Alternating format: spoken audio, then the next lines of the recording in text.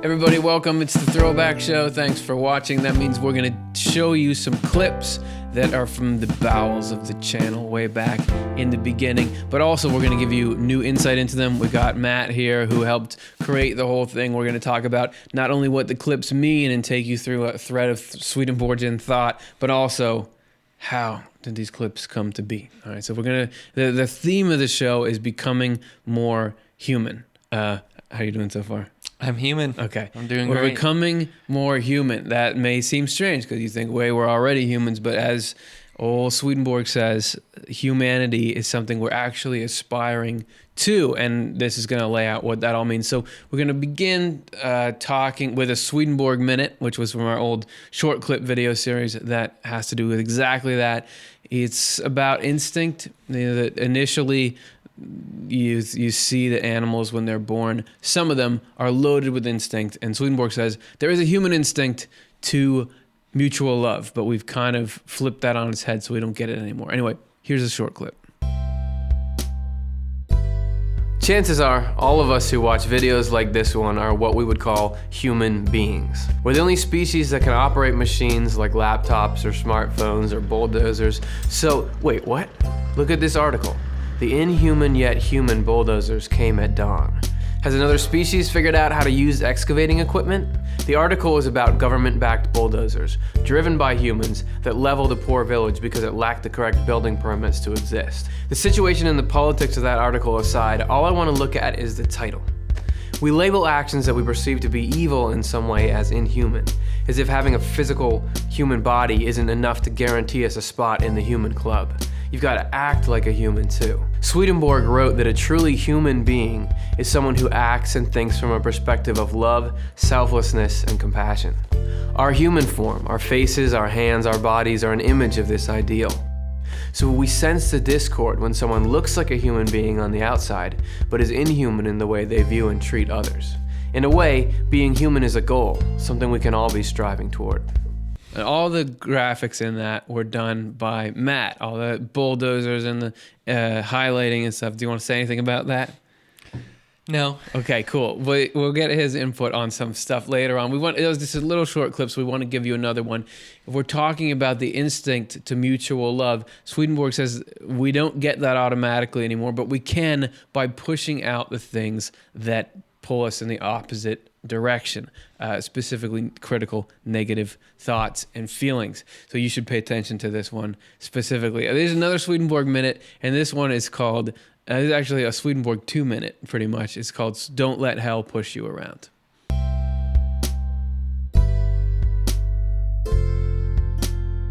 There are people who dress up like police officers, and they go up to tourists and they say, hey, can we have your wallet? We want to make sure you don't have any counterfeit bills. And then they steal the money. We all know that vulnerable people, like tourists, get preyed on by others. Swedenborg was a tourist in the afterlife, and while he met a lot of nice people there, he was constantly being harassed by the not nice people.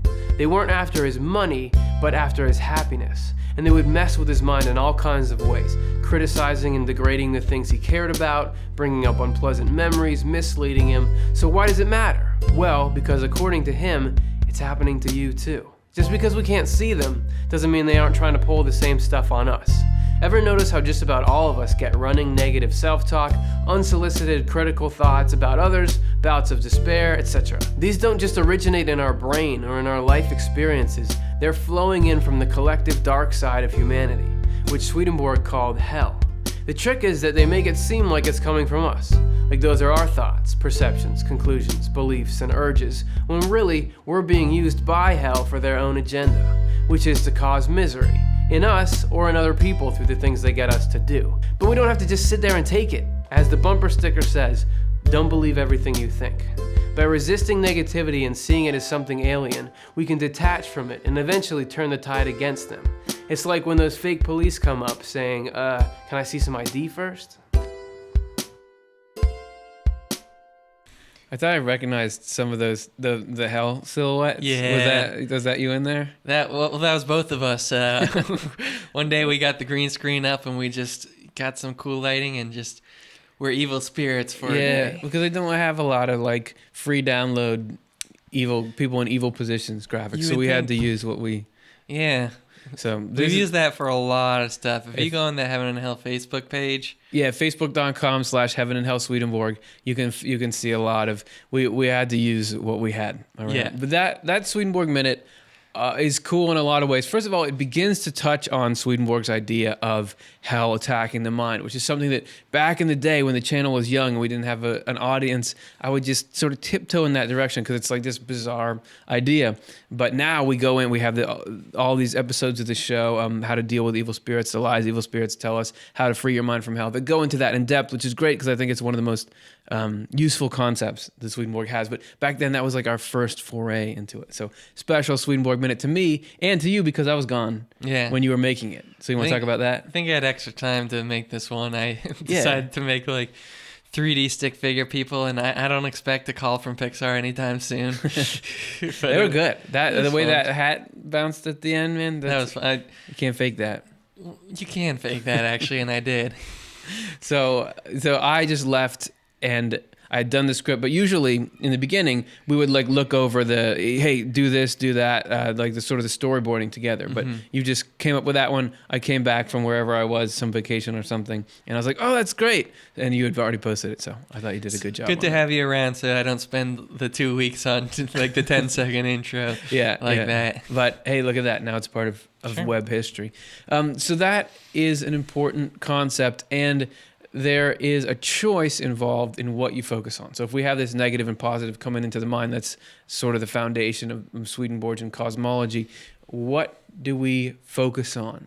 That's what amplifies it. That's what reinforces it. And we had a discussion here with Dr. Soni Werner, who we've had on the show a few times, like her a lot, about the focus and how we can shift it. So this is from an episode of this show called How to Tell the Difference Between Good and Evil Spirits. Take a look. As we usually do, let's get our minds right, because that's relatively important too. So, Soni, one of the things that Swedenborg describes in detail is this idea that heaven and hell are, while they're locations in an afterlife, they're primarily states of mind that actually create locations. So we can actually tune in and out of these states of mind and kind of experience the heaven or the hell here on earth. And so let's take a look at those. Initially, what is the hell mindset, or how does Swedenborg describe hell in your reading? When I think about hell, I think that maybe evil spirits are telling me that I am the best person in the whole world and I'm allowed to dominate everybody. Or another minute they might say I am worthless, just not worth walking on the earth, and I might as well destroy myself. Yeah, that pendulum, and I do think that that's kind of the timeline of the ego. You get really high highs and really low lows if everything is kind of predicated on this love of self. So okay, excellent. So that's the kind of thing we could tune out, and then what do we tune in? What is the heavenly mindset in your experience? I like to focus on compassion. And it's a choice that each of us have to think about others, even if we don't agree with them, to try to think about what's it like to be that person, and can I embrace their mind with love. Yeah, and I find it's not necessarily something that comes automatically. Yeah. You know, I have to work. Sort of our default setting is thinking about me. What is Curtis going to do? What's going on in my day? But to actually,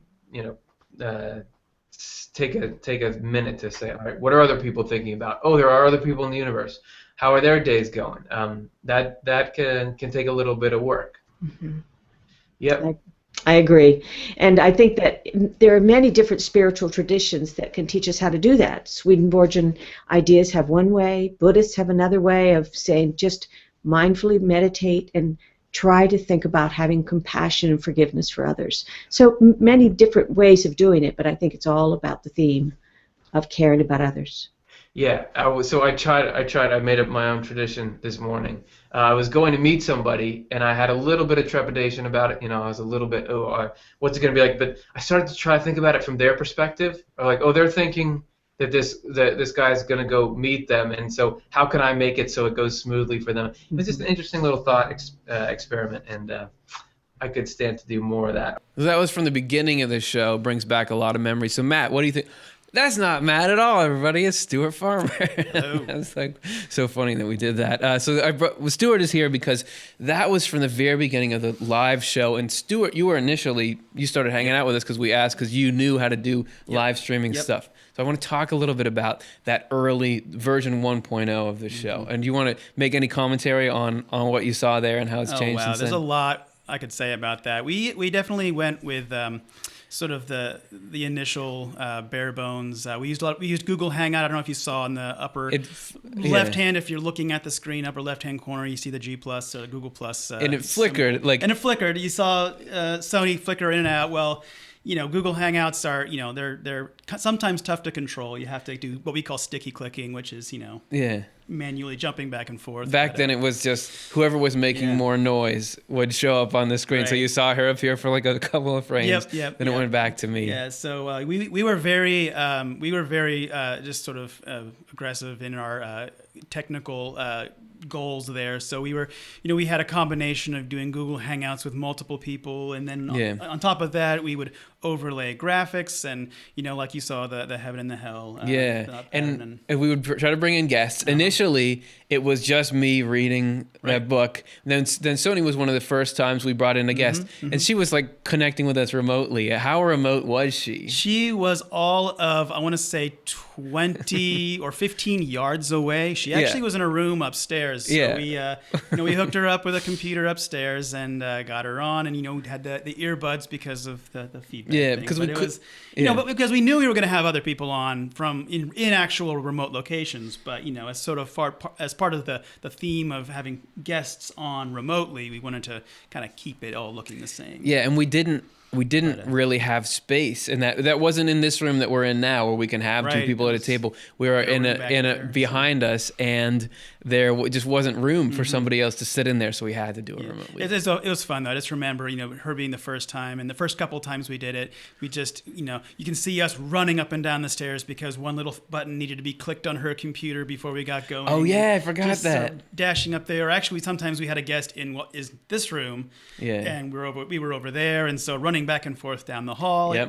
It was fun. We had to be and we did have some legit remote guests, from out of state. And different time zones, but not in the not in Sony's case. She was here at the time. Okay, we appreciate so for sure. Yeah, so we're moving on in our timeline. We did that focus on heaven and hell thing with her, and how do you do that though? And one way that you can tune your mind toward the heavenly side of things is to focus on which things you want in life. And this was a clip that we made long ago about that very thing. So take a look. So there might be a question that you're asking that's making you unhappy. You might be asking it when you're clashing with your significant other. You might be asking it when your boss weighs in on your latest project. You might be asking it in the gap between what you imagined your kids would be like and what they're actually like. This question could be phrased a couple of different ways, but I'll say it this way. Why aren't you giving me better stuff? Why aren't you giving me my ideal romantic experience? Why aren't you giving me approval and promotion? Why aren't you making me look good, or at least making my life easier? We also do this to inanimate objects. Why aren't you working? Why aren't you giving me money? Why aren't you making me a winner? Most importantly, we ask this question of life. We spend a lot of time stressing about this, having this internal dialogue of worry where we're asking, why aren't things going better? How can I make things go better? Why don't I have the reputation I want with the people around me? Why don't I have the skills and talents I want? Why aren't I catching the breaks that would really put me where I want to be? A lot of people turn this question toward the concept of God. People point to this as a reason to say there's probably no such thing as God. If God is so hip, why isn't he giving us all better stuff? Like less suffering, more happiness, more success, more winning the lottery. Where are you, God? Why are you giving me these strange, confusing, often very painful or at least annoying life events? If you love me, God, why aren't you giving me better stuff? It's got to be up there with the most asked questions of all time, if not explicitly and verbally, then implicitly, internally. But there's a major assumption here, one that's rarely examined, which is, what really is better stuff? For example, a lot of people think that one of the coolest things that could ever happen would be to suddenly have a lot of free money. But as some of you have probably already heard, when people study this, Winning a huge pile of money doesn't make you happier. Winning a smaller amount of money in a BMW doesn't make you happier. And actually, winning big can mess up your ability to enjoy the regular, little events in your life. A lot of people think that it would be really cool to be the best at something, to be an extraordinary talent, but a body of studies find that Olympic athletes, the best of the best, often struggle with pretty serious depression after the Olympics are over. But why? Why doesn't getting the things we want make us happy? Isn't the lack of them the reason we were unhappy in the first place? Or is there something else going on here? Well, here's a different theory. So assuming he isn't living at a level of poverty where he really needs money for a decent life, it might be that what's driving this guy to want to win the lottery in the first place is an internal state of being dissatisfied with your current situation, longing for more of the things you don't have, and looking to that for happiness. That's the mode he's been running. So when he actually does win, all this cash comes spilling in. It gets into and changes his bank account. It gets into and changes his living situation. It gets into and changes the number of boats he owns. But it can't get into and change him. After the initial surge wears off, the program will continue to run. Now I'm dissatisfied with my surroundings again. Yeah, I have a boat, but it breaks down sometimes and is not nearly as cool as the boat these guys at the end of the dock have.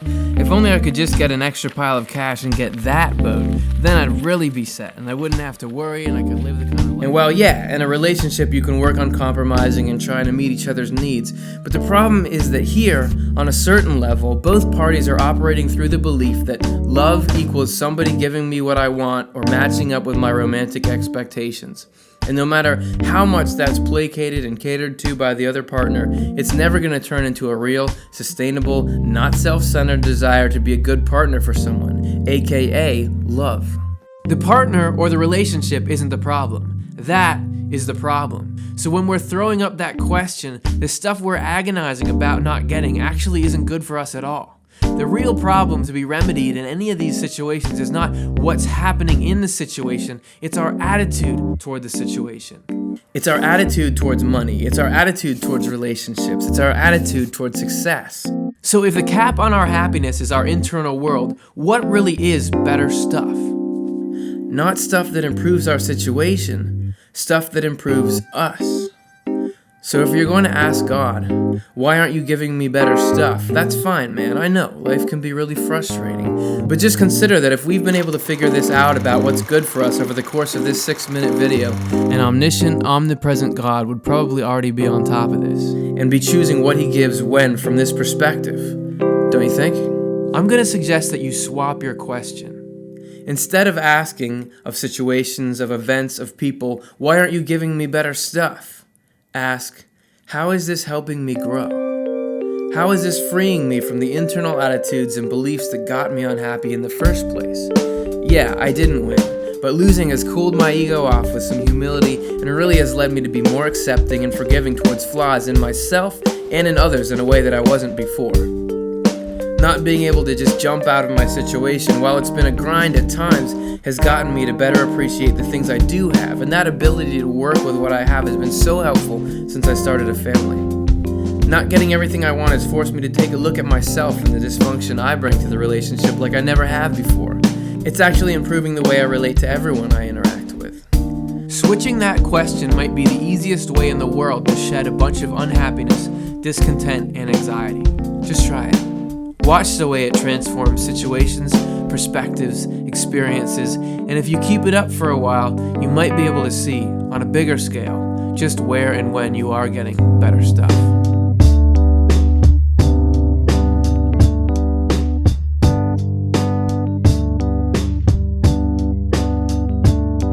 So Stuart, that was one of that was one of the first clips we made. That was before there was a Stuart. We made that. Yep. Was that the first thing we released after you started working on the project? That was the first thing. Yep. Yeah.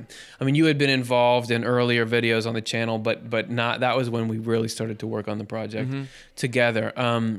There's a lot that we could say about that. There's a lot of good behind the scenes in this one. Okay, well, lay it on me.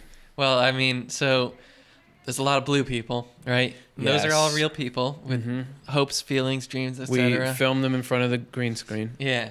And so we got a lot of very funny footage of people cheering Go, yeah, great job. You're doing great. He did it. He really did it. Yeah, all right, good work. That was so good. Go, go, go. Yeah, man, you're the next. It makes sense in context when you see Yeah. the video, but if you just see the isolated footage of the people, we just said to them, hey, you know, pump your fist, act like you're really, now be more excited. Yeah, yeah. And I'm in there. I'm the guy who won the lottery. Oh, the basketball. Are you the basketball guy? Okay. No, that was someone else. But I Okay. won the lottery, if you Nice. recall. Yes. Congrats. Yeah. Thank you. I didn't see any. Well, it turned Money out from not that. super great for Oh, me. okay. Sorry to actually. hear that, man. Yeah. Okay, so you were that blue silhouette. Yeah. And so there's some funny footage of that. Mm-hmm. And there's the basketball guy. We actually had a basketball Yes. being dribbled, and The floors are couldn't- not good for that here. yeah, you couldn't shoot the basketball very far because Yeah, you just had just to hit pump the fake. screen, Yeah, yeah. yeah. So that was cool. And we also had some very distinguished guests that we got to do humiliating things like that, cheering and stuff. So it was yeah. so that was cool. And we were really just trying to figure out also the voice of the channel. Like it was, how do you communicate Swedenborg stuff, but in a way that the world, we didn't have any people who wanted to hear about Swedenborg back then. They were just YouTube. Just blank YouTube. Is anyone going to be interested? So I was trying to figure out in writing that, what language can I use that people will understand and be interested in? Now we can just give Swedenborg and people are like, that's fun. But back then we were trying to poke through into something. So, so that's a cool clip. And one of our very first, and that was the only one we ever made notes on. That was the strategy, because we did that first video without really any overt Swedenborg in it, and then we had the notes video on it, which tells you about the Swedenborg and where that all came from. So that was how we did it back in the day. Yep. This is one of the things I like to do is spend a long time on little tiny things that nobody cares about. Like physical-ish gimmicks. We Yeah. care, man. I care about those things, whatever they are.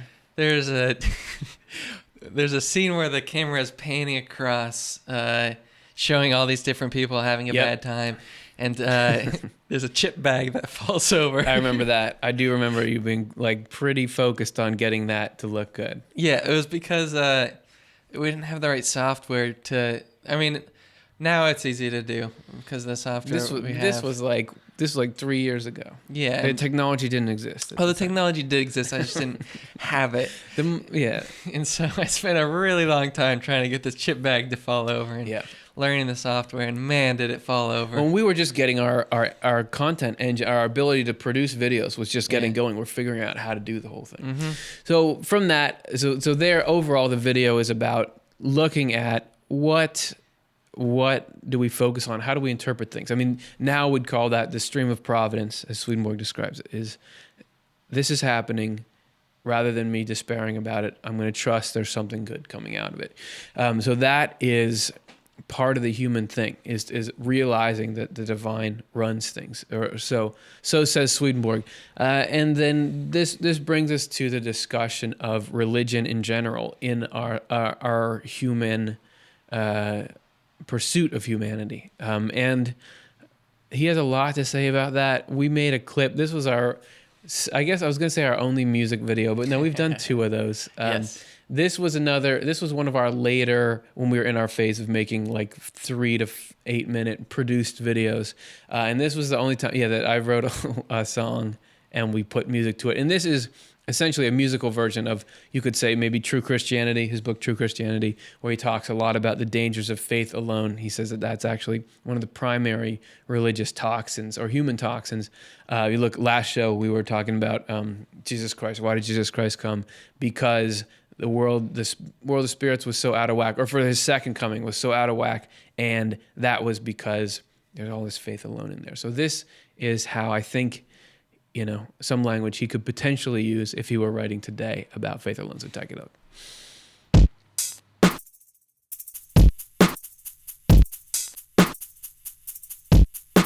Peace. Please believe that there's a lot of human need and a lot of hungry bellies that could do without human greed, and a lot of people packing churches looking for a seed, hoping for a higher love to patch up where we all bleed. And they're there to learn, and it's a perfect opportunity to say, hey, we're all God's children, and pump love and aid into the community. But what they get is politics, us and them, and judgment of the sick, and then we use God to hit each other.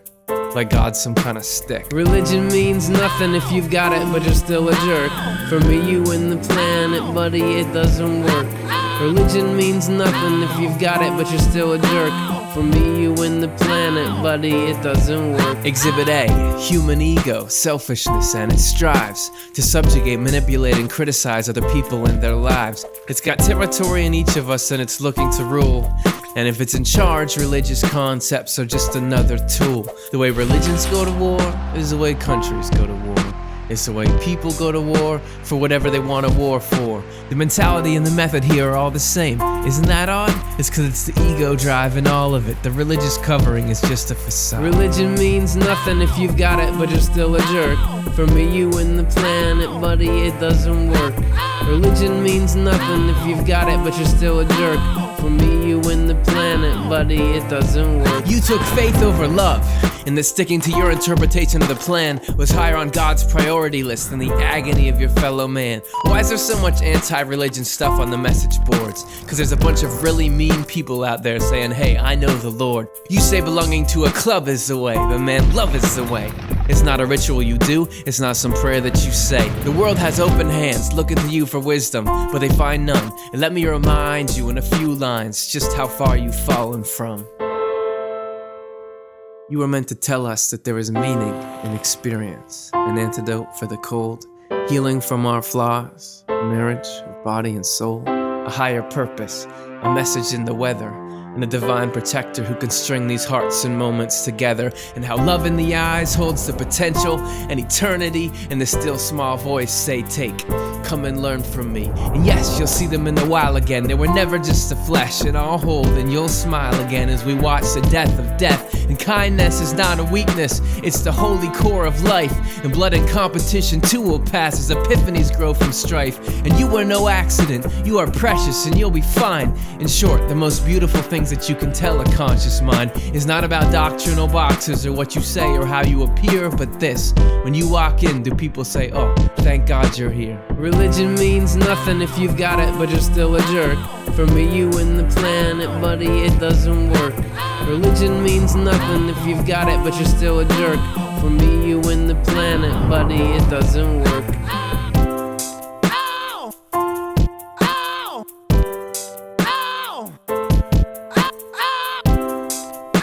So lots to talk about there. Yep. What's so funny? What? There's some funny behind the scenes footage in this episode or this show, this clip. Yeah. What? So there's a shot near the end where two people hug. They're holding flags and they put aside their differences to give each other a big bear hug. Okay. Well, that was none other than these two people you're seeing here. Roll the footage. And action. 1, 2, 3, drop it. Yes. Let's just hug it. Okay. Maybe we should check the footage, buddy. Good boy. Good boy. Okay. Action. 1, 2, 3, drop it.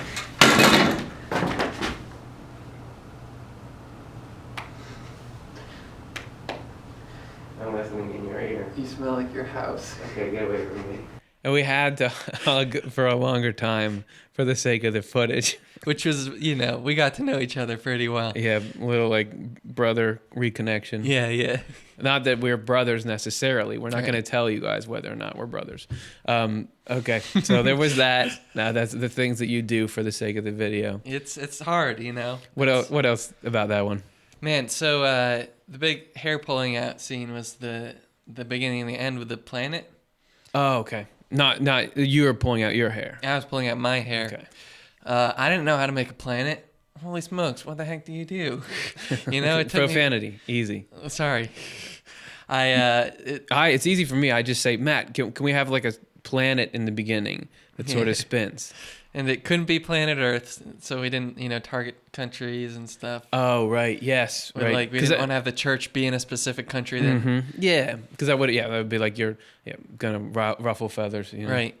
So the solution ended up being I took planet Earth, right? And I took all the places with water, and I used software to fill in that with land. So it was like planet Earth map, but take out all the water and put in land, right? And then I used different fractal images layered on top of each other, and they use different equations to get sort of landforms. You used equations? Well, Nice. and the computer used equations. I just sat there like an idiot typing. AX squared profanity, man. Right, sorry. AX squared. Okay. All right. So that any other notes on that? Yeah, one more thing is the church that gets featured a bunch. Yep. When you first told me about this, I read the script, and I said, "Curtis, you're insane." But I also profanity, man. Sorry, and but I also saw that there was a church scene, and I was like, "Oh boy, I want to make it inside of a church," because like, I had It's just fun to model. Yeah, it was like, oh, I'm gonna make it look kind of realistic and stuff, and so When we're still deciding on the style of the whole thing. right, and then I realized much later on, it's like this doesn't fit in anywhere, because it's supposed to be a cartoon church. Yeah. But I managed to sneak it in. Yes. near the Oh, end. yeah. You had spent a long time modeling this really nice inside of the church. But It's then just we like had the it. chip bag where I'm like spending forever on This stupid is like little your thing. your art project. Yeah. But it turned out to be great because you had this moment where it goes from sort of a little more silly to serious, and then that you turned into this realistic thing there. I thought it ended up being pretty powerful. Good. Um, Yeah. Okay. So that a lot went into that, but hopefully doing some justice to a modern interpretation of this pivotal message in Swedenborg. Moving on, we're going to go to a clip about wisdom, because Swedenborg says that part of what makes us human, or all of what makes us human, is love and wisdom, being able to accept those things from the divine. And this was an episode we had with Dan Sinisvet, who's a professor of philosophy, and he had a lot of cool things. He had studied Swedenborg a lot and knew a lot of philosophy, and we were talking sort of about how to become wise, as Swedenborg put it, in the context of philosophy. So here's a little clip from the show. And so, to Swedenborg, wisdom and life are pretty much inseparable. That you can't just be you can't just sit and think about it and become wise. There has to be some living there. So let's hear him say that. This is from his book Married Love 130. What is wisdom of life? It is in a comprehensive summary, it is this: to shun evils because they are hurtful to the soul, hurtful to the commonwealth, and hurtful to the body, and to do goods because they are beneficial to the soul, the commonwealth, and the body. So he's telling us what wisdom is, and it almost has nothing to do with information. I mean, it's a way that you live, and it has a moral underpinning. Yes. And what's interesting is in the same book, he has some stories about actually ancient Greeks and philosophers that he meets in the spiritual world. And the full title of the book is actually The Delights of Wisdom That Pertain to Married Love. Yeah. And the Pleasures of Insanity That Relate to Adulterous Love. Yeah. So it like some of his other books, like Divine Love and Wisdom. Always love and wisdom together. Yeah, there's always love and wisdom together. And this one in particular, I think, is very practical. And it goes back to a debate that it's no wonder that he talks about the ancient Greeks, because the ancient Greeks themselves had a debate. Is there wisdom that's just about sort of theories and it's very abstract and about understanding the causes of things? Or is wisdom more about application? So is wisdom about how to do things, like a craftsman is able to make a boat or a shoe very skillfully. Kinetic intelligence, some people will talk about different forms of athletic intelligence. Or eventually the philosophers also talk about a phronesis, or a practical wisdom. It's really about how to live a virtuous life. And that doesn't mean make yourself necessarily better than everybody else, but it means you see what good is, and you don't just see it abstractly like, oh, I have a theory about the good. It's no, I'm here with you or with other people. It's a particular situation, and I can see what's true, and I can actually apply that to help strengthen good relationships. So it's today we would call it a wisdom about people and how they work. Not people skills almost sounds a little too manipulative. Right. It's more, here's one of the radical things that I think Swedenborg says about wisdom that I really haven't seen in other places. And that is, he says, inside true wisdom is innocence. That's new. That's different. You think this is somebody who's seen it all, you know? Yeah, and it's not innocence as you might typically think about someone who's lived a very sheltered, life out in a cloister somewhere, or the innocence of a baby. It's not the innocence of ignorance. He talks about the innocence of wisdom. So you've lived a full active life. You've been doing all sorts of things, but within your good judgment, within your prudence, there is a continual recognition that any light that you have on subjects and how to help people, it's really from God. It's really from the Lord. And the whole point of life is to help people grow spiritually. And that is wisdom, because that is valuable. I mean, that he says that's what carries over when we transition out of this life, that is what is beneficial to society, as he was saying in that quote, that that's a precious stone, because there's use in that. Yep.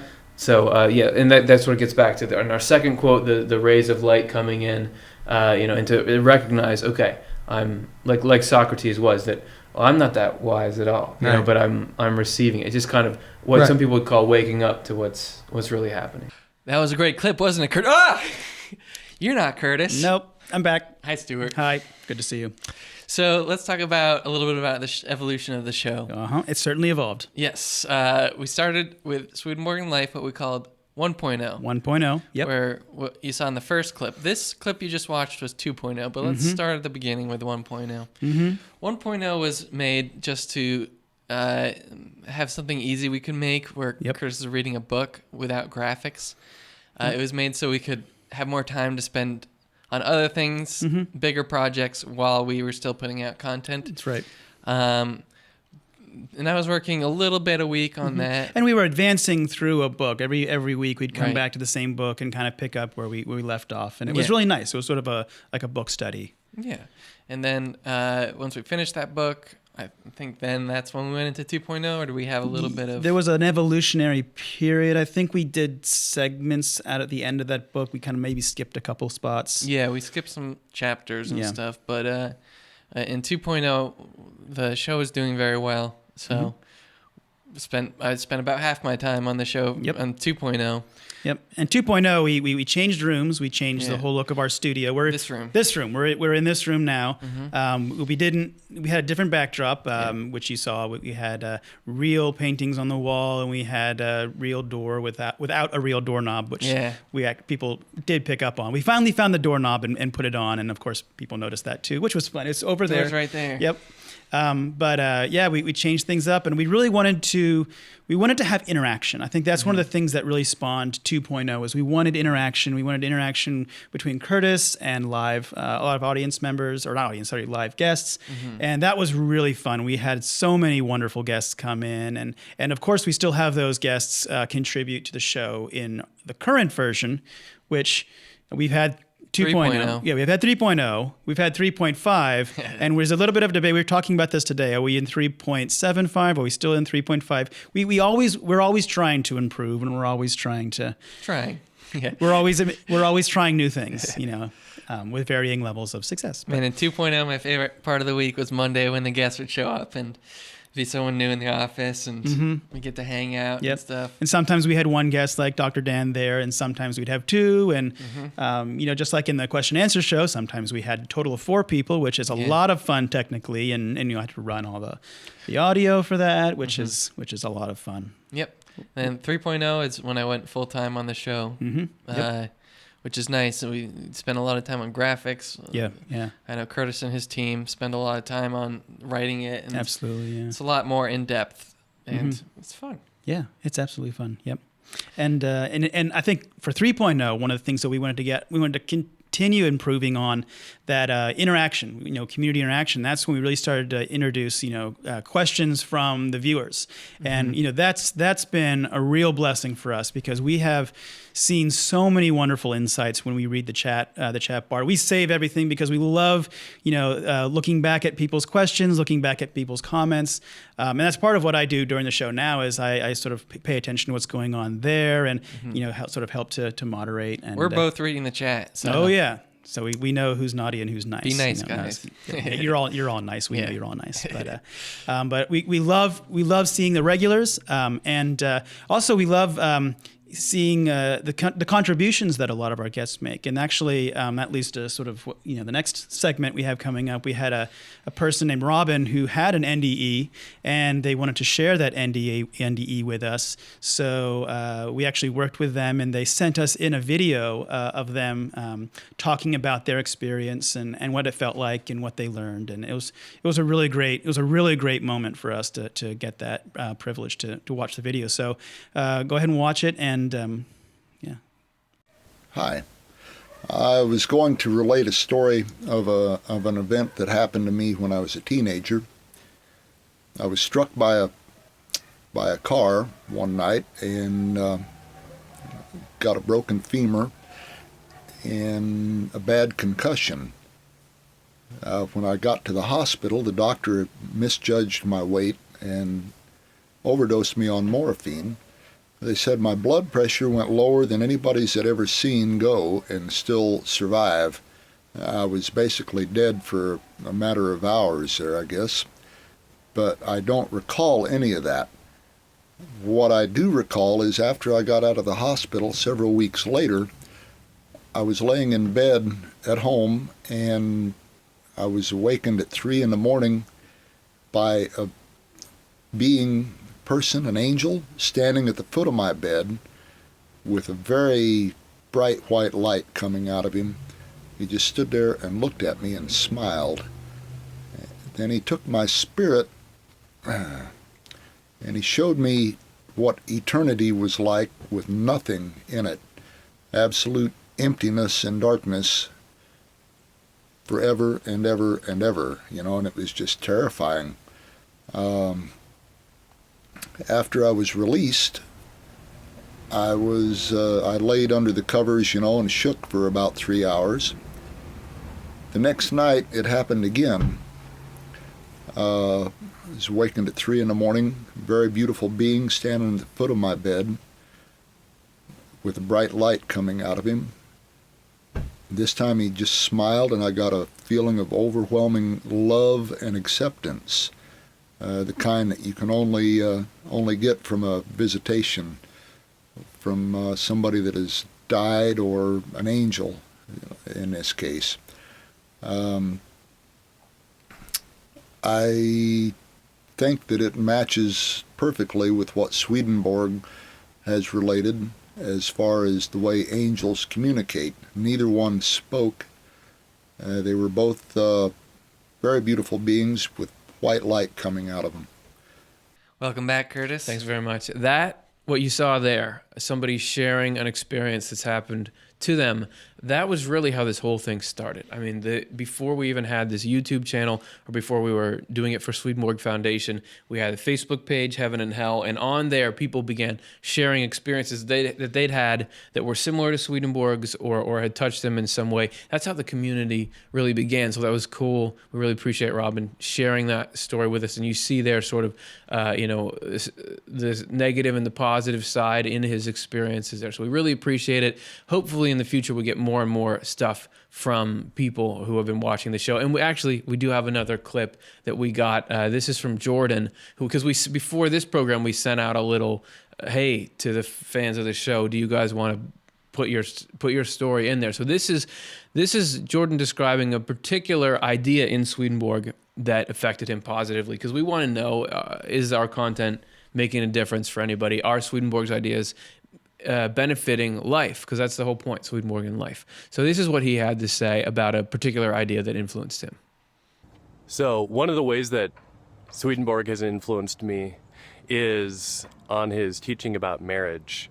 So I was raised as a pretty typical Calvinist, and so I believed that salvation was by faith alone, and that marriage ceases once you get to heaven, so that whatever spouse that you have, they're just moving on, and so are you, and you can go and you can worship God in the clouds or whatever vague situation you have in mind.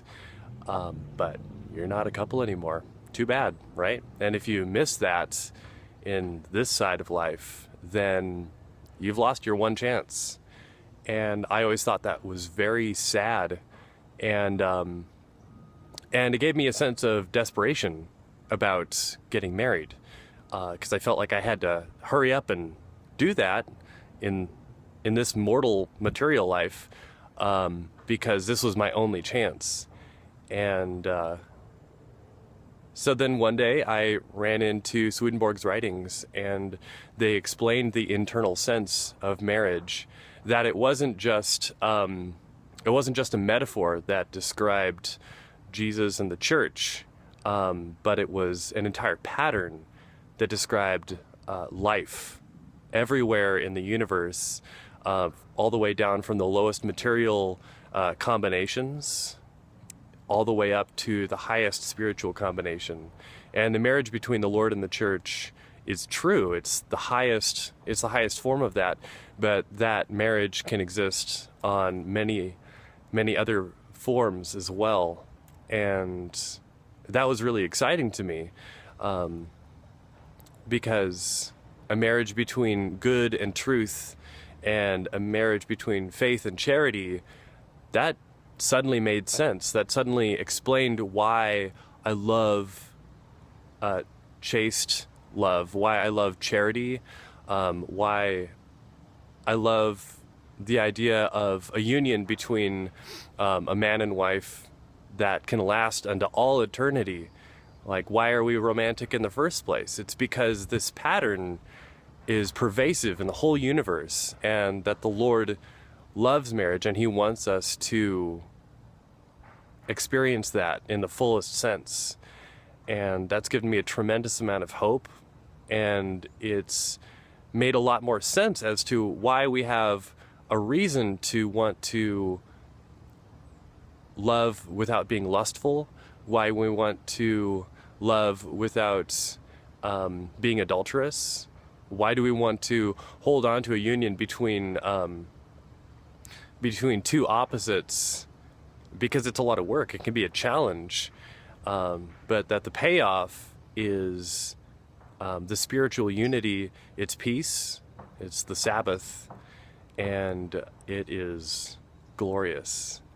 And I'm hoping to be able to teach young men about this idea in the future, to encourage them to be chaste and to love one woman for their whole life, because the payoff is incredible. So again, thanks very much for that clip, and we'll be putting things out in the future to get more input from people. It's just cool to see somebody say, I like this idea, this had a good impact on me. So thanks for sharing your passion around it. Now we're going to move on. We're on this quest to discover how can we be more human. And there's a whole side of it that's dealing with adversity humanely, or dealing with who you might call your enemies humanely, or like people that bother you. And we get that question a lot because we're on this channel saying, love, it's all about love. You got to be loving. But what do you do if somebody's taking advantage of you, if somebody's going to harm other people?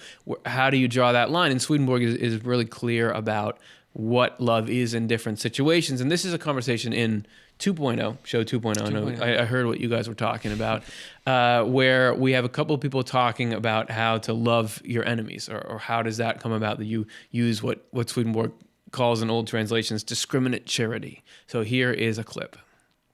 I entitled this one "The Fundamental of Goodwill," just based on the Swedenborg quote, and it's a little just an extra layer on the same thing. So let's take a look at the quote that it's from. Fundamentally speaking, because when you want to know what the fundamental of goodwill, maybe not, but fundamentally speaking, goodwill is wanting what is best for others. This desire resides in the inner self. When people of goodwill resist an enemy, punish a guilty person, or discipline evil people, clearly they do so through the medium of their outer selves. Therefore, after the situation comes to an end, they go back to the goodwill that is in their inner selves. As much and as usefully as they can, they then wish the others well and benefit those others in a spirit of goodwill. And so I really like that image in your mind the whole time. You're thinking about how eventually you can benefit this person, you know, and that as soon and that come to your senses as soon as this you're free of whatever malady is making you act in a way that I have to be corrective. And he says, you know, in the outer self, it can look like pretty harsh. I mean, sometimes you got to move forcefully, but that this is inside this. Okay, I'm not burning all these bridges because you know, it's not always going to be possible. You know, if I get messages sometimes, people are saying, what about you try to love someone but they are neglectful or you know, somehow dysfunctional. You know, you want to in the end be their friend. They may not always reciprocate, but just that's kind of held in there. So it sounds like this inner and outer self that I hear you talk about often, Peter, at play as well. Well, wanting what's best for the other person from the interior person within me, that would be real love. Outside of that is the love of myself, and that love doesn't want what's best for them. It wants what's best for me. And I will find myself in conflict with them if they're in touch with their outside and they want what's best for them.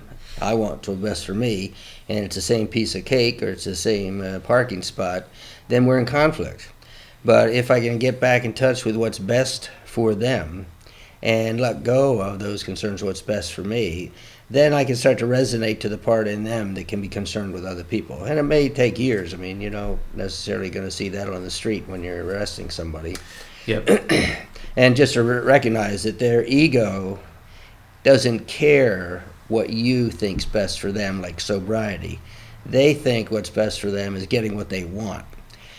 So there's going to be conflict. It isn't conflict free just because you can be in touch with what's best for the other person. Yep. And best judgment, you know, that you're going by what you think is right and you're trying to do it. And I like how you mentioned everything from we want the same parking space to, you know, where I'm incarcerating you for your own good. That we go through these processes both with big issues and with little issues. It sort of sounds like, oh, how do you love your enemies? You make little enemies in your mind all the time, you know, and that it can be just as important to fight those little, act like a Gandhi in those little things as in the big ones, right? Right. I love the quote. The devil is in the details, really.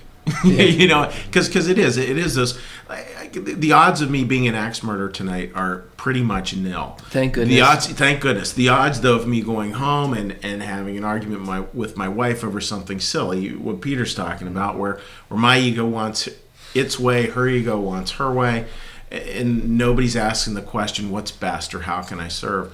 The odds of that are pretty much 100%. Yeah, and it's about habits, you know, and about that if, you know, this is where you get to train in a relatively safe situation, and then when big things come up, then, you know, there's more preparedness. I would also say that those, it may appear to be small over a parking spot, right? But there's road rage, which ends up with people shot over something like that. Swedenborg says that every evil goes down to the deepest hell, so it's like the tip of the iceberg. It may start with an irritation, but it's capable of becoming homicidal. Even if it's only within you, you feel this homicidal feeling towards someone who's done something contrary to your will, even if it's simple.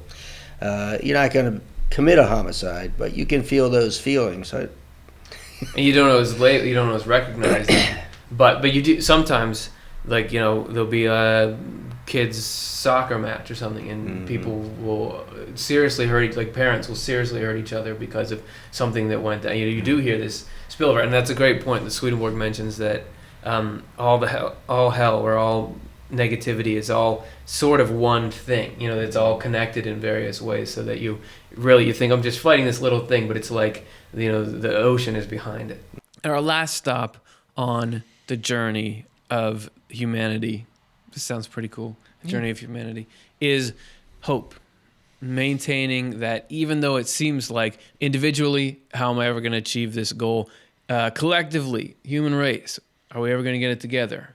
Maybe not, feels like. But we are, and there is reason to hope. And this next clip is about that hope. And it happened one spring when there had just been a pretty tough winter. So we'll let you take a look, then we'll do a few comments on how it was made. I want to say welcome to the flowers. It's nice to see you. It's been an especially cold winter. And lately, it's been cold for the people too. We're cold in the way we talk, cold assessments of each other, cold comments. You'd be surprised how much ice can linger in the heart. Cold calculating motivation. Cold between people, between groups, between countries. Sometimes the winter just drags on. Which is why I'm so glad to see you, and to know that not so long ago this same spot was buried in ice.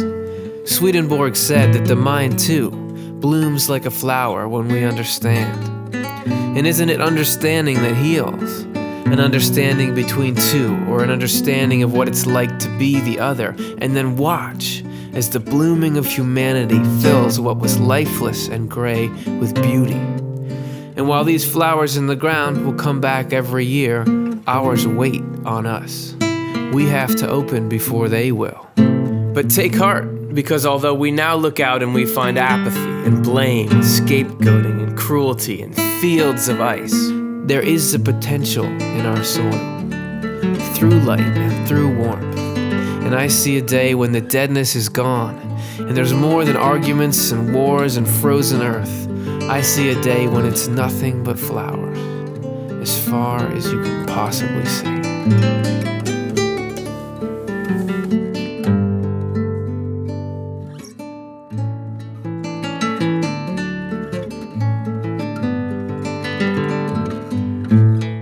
I'm glad we showed that one because I like that one. Not that many people have seen it, but I think one of the things I really like about it was Grayson Zuber was the guy playing the guitar. And you heard that music pop up, but he's a really, really good classical guitarist who just came in, sat in the studio, and just recorded all these cool songs. He made that for that video. For that video, we asked him, and he said he would play for us. So that's pretty cool. All right, so any technical notes on that thing?